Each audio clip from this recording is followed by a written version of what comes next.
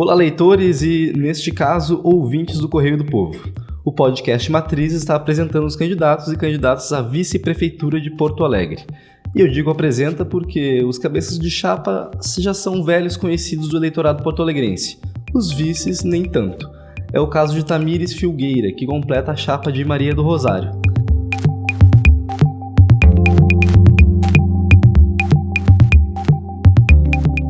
Seja bem-vindo à Matriz, Tamires. Obrigada, Diego. Valeu pelo espaço aí. Salve, salve, meu povo que está ouvindo o podcast. Estamos aí para essa conversa, né, que é bem importante. Candidata, nosso objetivo aqui é te conhecer. Então, conta um pouquinho da tua trajetória, da tua história de vida e nos ajuda a responder a seguinte pergunta. Quem é Tamires Filgueira? Vazar. Então, Diego e caros ouvintes, eu venho de uma família muito pobre, assim, né? Meu pai e minha mãe se esforçaram muito para criar 4 filhos. Eu sou filha de uma gaúcha com um paraibano. E durante muito tempo nos faltava o básico, né? Mesmo eles se esforçando, trabalhando dia e noite para nos sustentar, faltava muitas vezes o alimento para nós, né? E a gente sabe que quem já passou fome nessa vida, a gente sabe o quanto dói passar fome, né? A gente não consegue pensar, não consegue procurar emprego, trabalhar, estudar. E a gente passou por essa situação diversas vezes na infância, na adolescência. Muitas vezes a gente não tinha estrutura básica em casa, né, como ter uma casa com luz, com água. Chegava no final do mês, meu pai e minha mãe, eles tinham que escolher qual conta pagar, né, e muitas vezes minha mãe escolhia pagar a conta de água, porque ela falava que sem luz a gente até sobrevive, mas sem água a gente não consegue, né, sobreviver. E diante dessas dificuldades, eu cresci achando que talvez meus pais não tivessem se esforçado bastante, né, para ter uma vida digna. Talvez eles deveriam trabalhar mais. E foi quando eu entrei no ensino médio, comecei no movimento estudantil, que eu comecei a entender, né, como é que funcionava a sociedade. Eu comecei a ver que, na verdade, muitas das situações que a gente passava não tinham nada de naturais, né? Elas eram consequências aí de políticas que eram feitas, né, em espaços, muitas vezes, que a gente não estava representados, né? Não tinha lá representação de mulheres, de trabalhadores, trabalhadoras, do povo negro. E aí eu comecei a entender o quanto era importante a gente ter consciência de que a política, ela impacta diariamente na nossa vida, né? Muitas vezes, a gente conversando com o nosso povo, a gente vê algumas falas, o pessoal dizendo, eu não quero saber de política, né? Política não me interessa. E, na verdade, a política, ela decide muita coisa da tua vida, né? Decide quanto tu ganha, onde tu trabalha, né? O que tu veste, e se a gente vai conseguir ou não, no final do ano, dar um presente para o nosso filho. Então, uma das tarefas nesse processo eleitoral é que a gente possa conscientizar o nosso povo de que não é apenas o voto. A gente tem que fazer política todos os dias, né? A gente tem que participar da política todos os dias e decidir a política, decidir os rumos da nossa cidade. Então, foi um pouco dessa minha trajetória, das experiências que eu passei na minha vida, que me fizeram chegar aqui, né? De entender o quanto as políticas públicas, elas são importantes, né? Eu tenho uma memória afetiva muito grande de quando a gente ia nos parques da cidade, porque pouco a gente saía do bairro. E uma das medidas, né, que naquele tempo tinha era o passe livre, uma vez por mês. E essa era a única possibilidade, muitas vezes, da gente poder ir num parque, numa praça, conhecer um pouco a cidade e também visitar os nossos familiares, né? Depois, eu fui crescendo.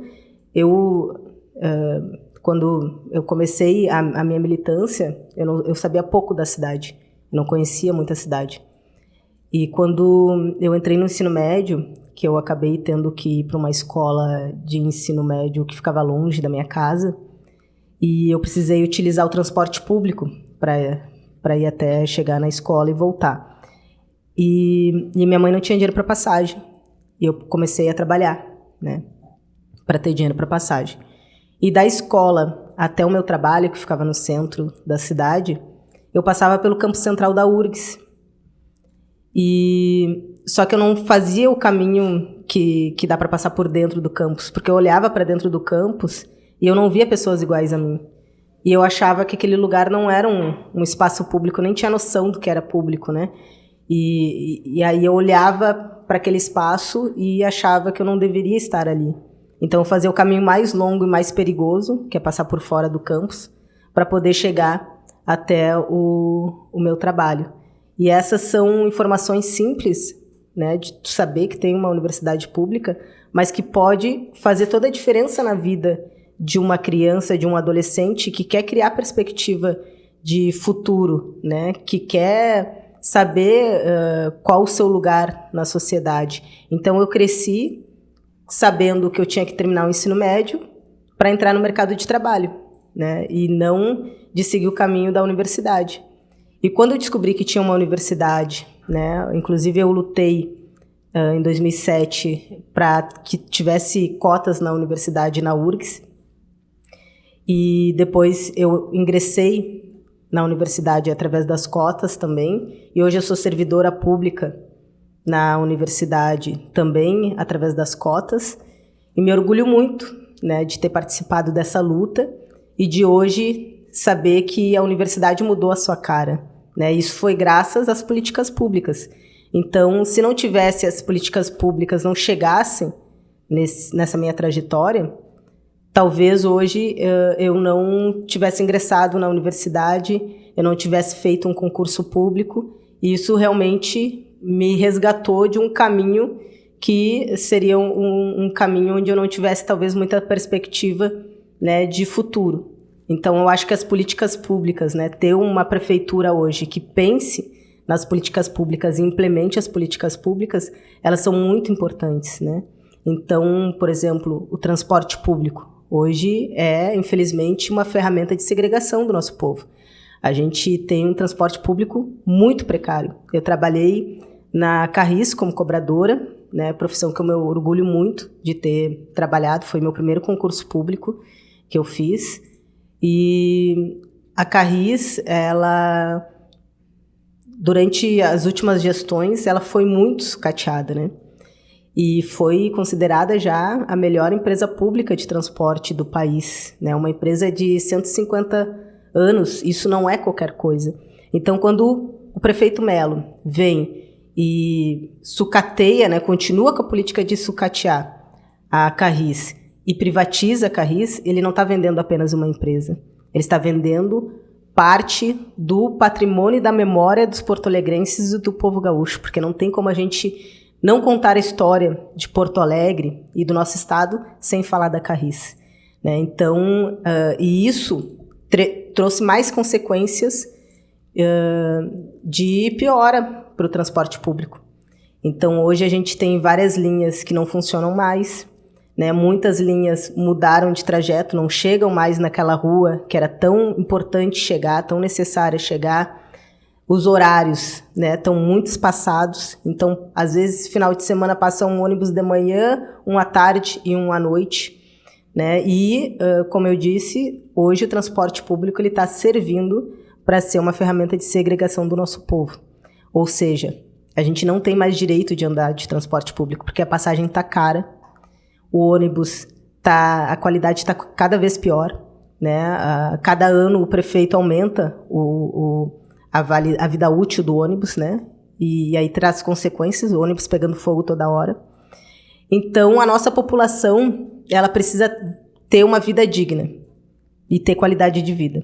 E o transporte, nesse sentido, ele é chave, não só para acessar os serviços básicos, como, por exemplo, a saúde. Chegava no final da linha,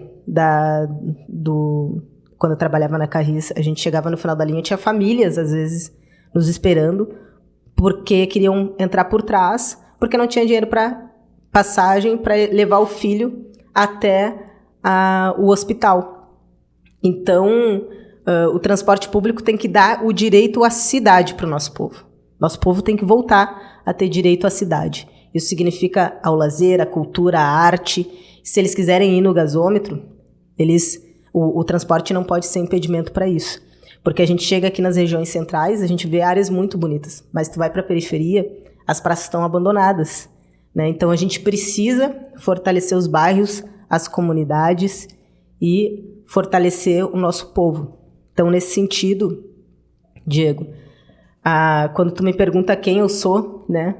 Eu sou uma mulher negra que é mãe, trabalhadora e que está na luta pela melhora da vida do nosso povo. E a gente quer que o nosso povo esteja junto para governar a nossa cidade. É o povo de novo na prefeitura. A gente precisa do nosso povo, porque não tem ninguém melhor para dizer o que a cidade precisa do que o nosso povo. Diria então que o transporte público seria a principal pauta que tu carrega? Uma das, porque assim, hoje não tem como se falar só, né, de uma pauta, do jeito que está a cidade. Tem muitas coisas que a gente precisa falar. Uma delas é a educação. Por exemplo, nos últimos 4 anos teve casos de corrupção na educação, enquanto tem crianças que não têm vaga na creche. E nós, mães, mulheres trabalhadoras, a gente sabe o quanto é importante ter uma vaga na creche para o nosso filho. A gente poder sair para trabalhar, para estudar, para procurar emprego, sabendo que o nosso filho está seguro e bem alimentado. E a prefeitura não dá essa garantia hoje para as mães. Isso faz com que as crianças, muitas vezes, tenham que ficar em casa sozinha, o irmão mais velho cuidando do mais novo. E aí tem acidentes, tem violências, né? E a prefeitura deveria estar cumprindo o que prometeu. O prefeito Melo prometeu que ia zerar as vagas nas creches e não fez, né? E quem mais sofre com isso são as mulheres trabalhadoras, né? Principalmente as mulheres. Então, com certeza, a educação tem que ser uma prioridade, né? na nossa pauta, e será. A gente quer zerar a fila de espera de vaga nas creches, assim como também na saúde, né? Hoje, nos últimos 7 anos, saiu matérias aí nos jornais, inclusive acredito que no Correio do Povo também, de que a fila de espera para atendimento especializado é a maior da história de Porto Alegre. Gente, isso não é qualquer coisa. Eu sou usuária do SUS. Eu fiz o meu exame preventivo, que é um exame que a mulher tem que fazer todo ano, e é para ser um exame simples. Só que na prática, quando tu vai no posto fazer, eles te dão um prazo mínimo de 45 dias para te pegar o resultado. Isso é um absurdo, porque imagina se eu estou com alguma coisa e só fico sabendo daqui a 1 mês e meio, 2 meses. Né? Então, não tem eficiência hoje na saúde, né? Tem uma morosidade. Então, a fila de espera tem hoje cerca de 150 mil pessoas esperando por um diagnóstico, por exames e por tratamento, cirurgias. Isso é muito grave, porque quem está morrendo na fila do SUS esperando é o povo pobre, é o povo que não tem condições de pagar um plano privado. Então, a gente precisa, com certeza, melhorar, né, a questão da saúde, e isso faz parte também do nosso programa. E além de outras, né, outras pautas que são fundamentais aí para que a gente possa melhorar a vida do nosso povo. Mas o fundamental é que a gente quer fazer com que o povo saiba que eles têm poder. Eles têm poder de decisão. E não é apenas de 2 em 2 anos que eles têm que decidir os rumos da cidade e os rumos da sua vida. Política se faz todo dia. Só que, com certeza, muitas vezes os governos, eles não fazem questão de que a gente esteja inserido na política. Pelo contrário, eles querem cada vez mais nos afastar da política. E a gente faz um chamado, uma convocação para o nosso povo, para que a gente esteja junto e que a gente tenha, esse ano, um voto consciente, um voto que possa representar, né, a nossa revolta e indignação.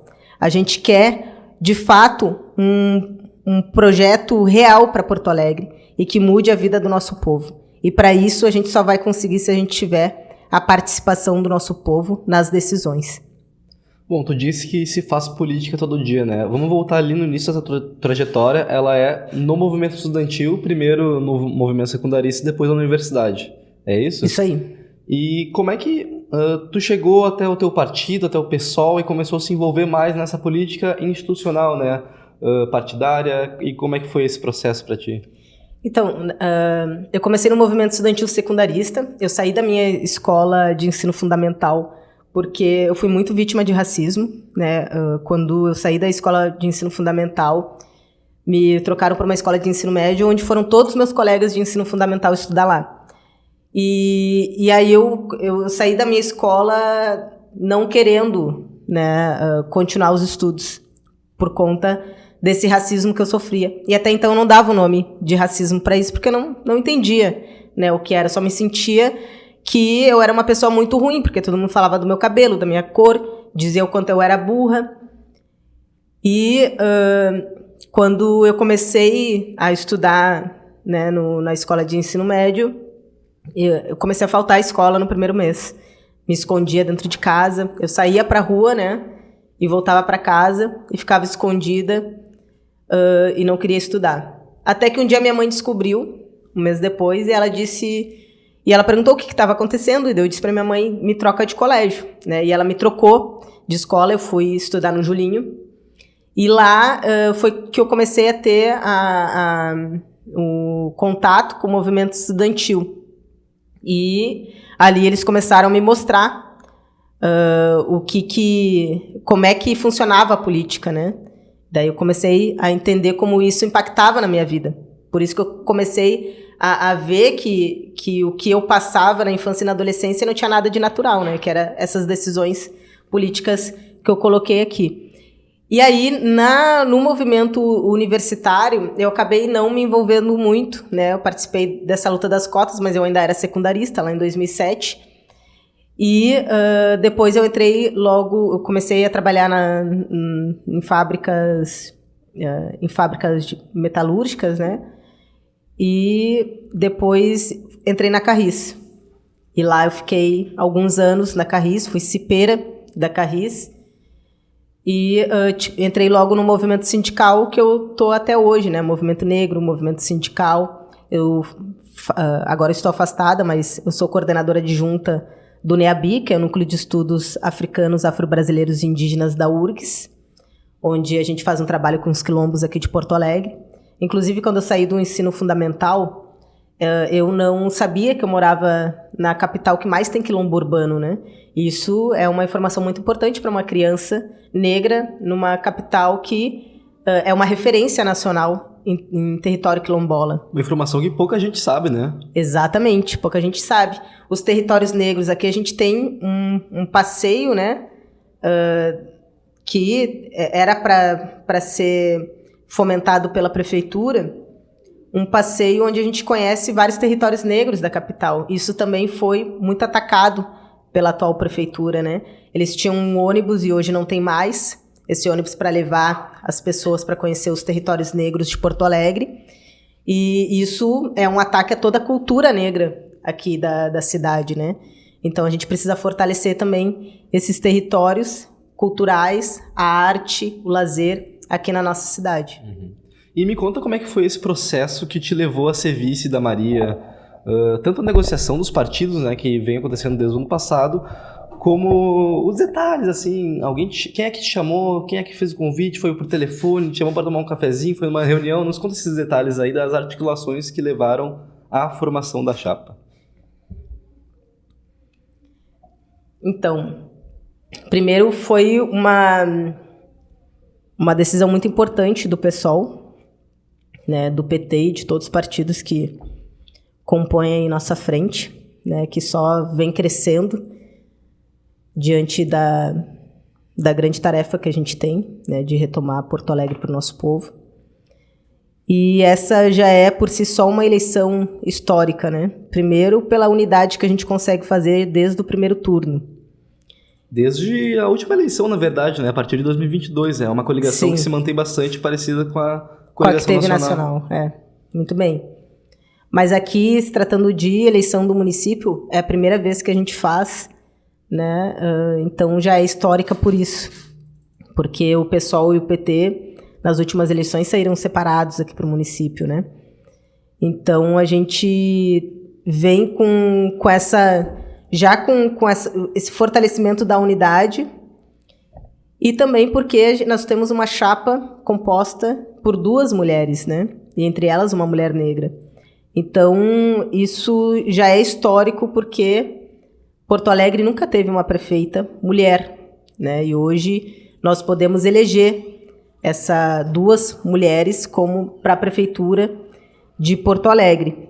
Então, essa construção que teve das indicações foram construções que já vêm há muito tempo sendo discutidas, né, desde o ano passado, e isso mostrou cada vez mais uma decisão acertada e necessária, né, porque hoje a gente vê que o governo Mello cada vez mais avança para o neoliberalismo, né, de tirar a responsabilidade da prefeitura de estar promovendo serviços públicos.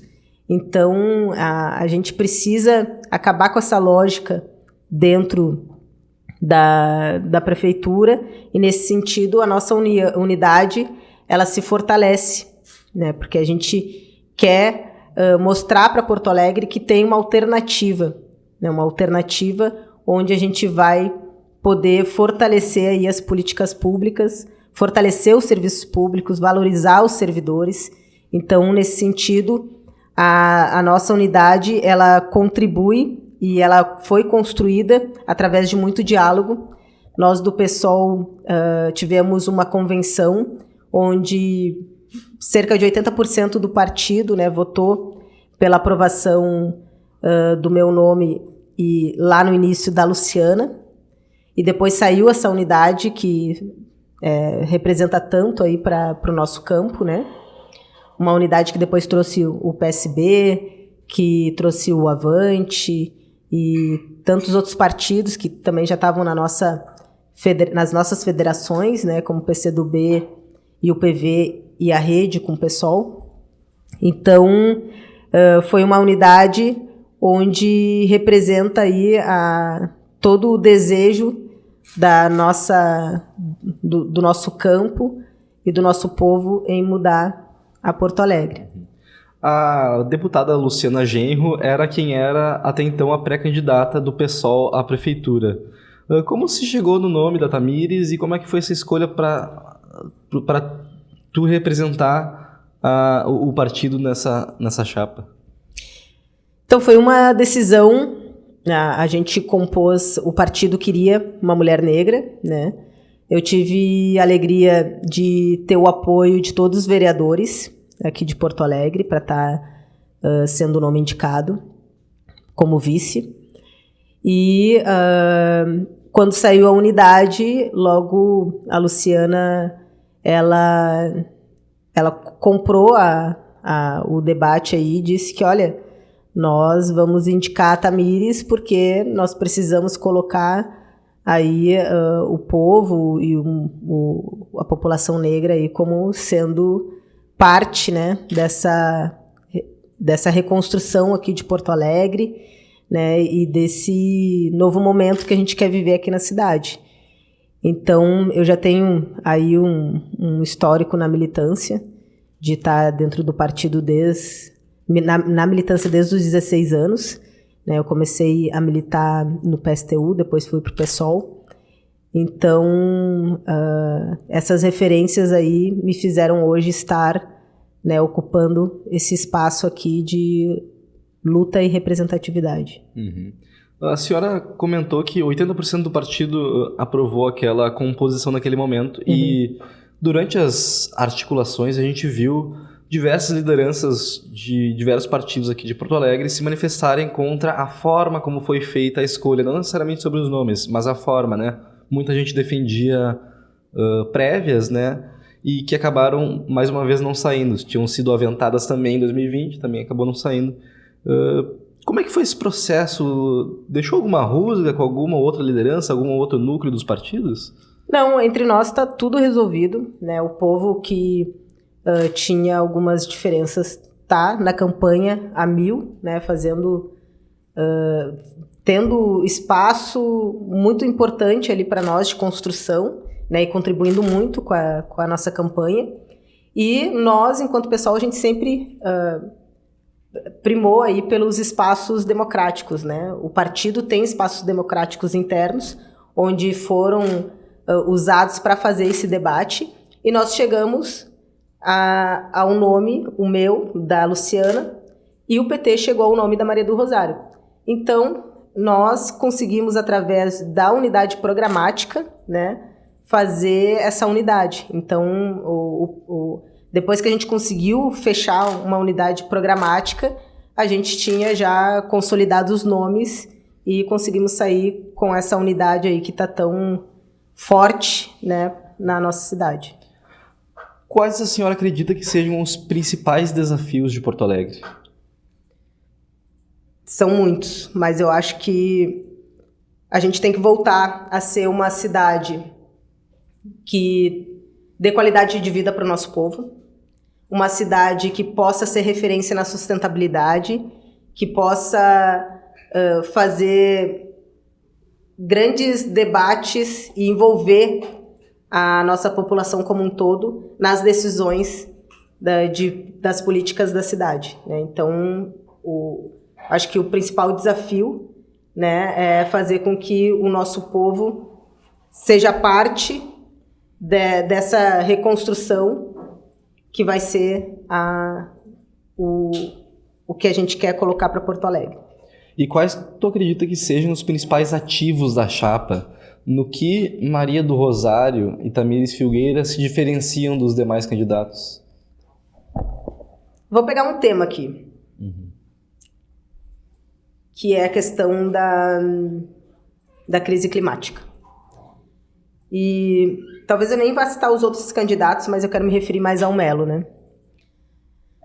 A nossa principal diferença, basicamente, né, do Melo, entre tantas outras, né, de primar aí pelas políticas públicas, né, visar a importância aí que o nosso povo tem, né, ter políticas que possam oferecer qualidade de vida para o nosso povo. A gente acha que a questão da crise climática é um debate que nos diferencia. Porque na convenção do próprio Melo, o presidente do PL, que é o mesmo partido do Bolsonaro, que é o mesmo partido da vice do Melo, ele disse que a crise climática é uma invenção da esquerda.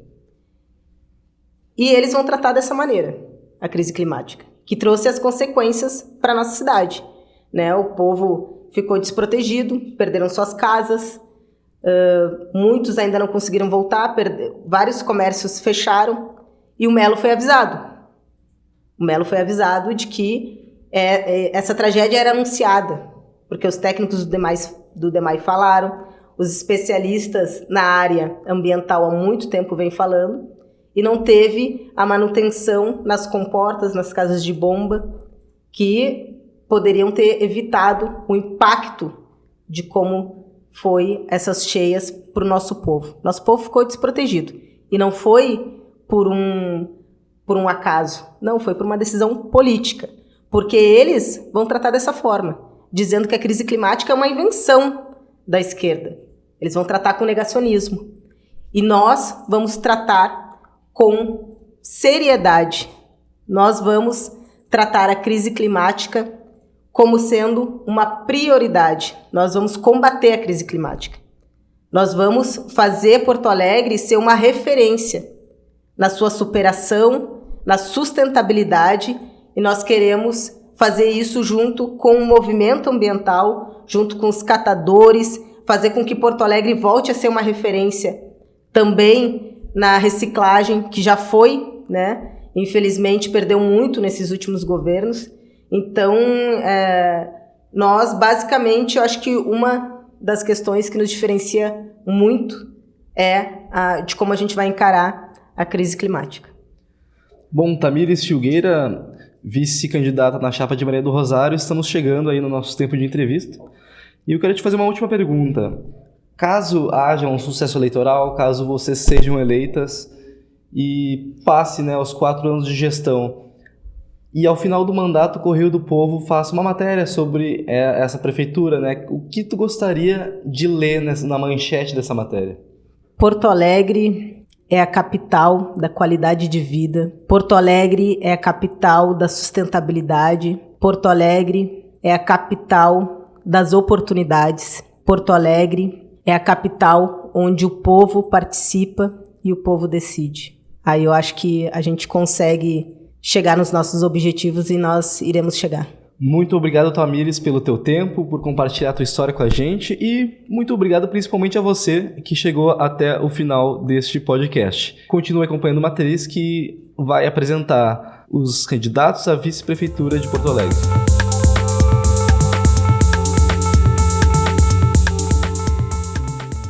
Estas entrevistas estão disponíveis no site do Correio do Povo e foram veiculadas também no Jornal Impresso. Eu sou o Diego Nunes, quem roteirizou e apresentou este podcast, que teve a assistência técnica e edição de Wilson Bravo.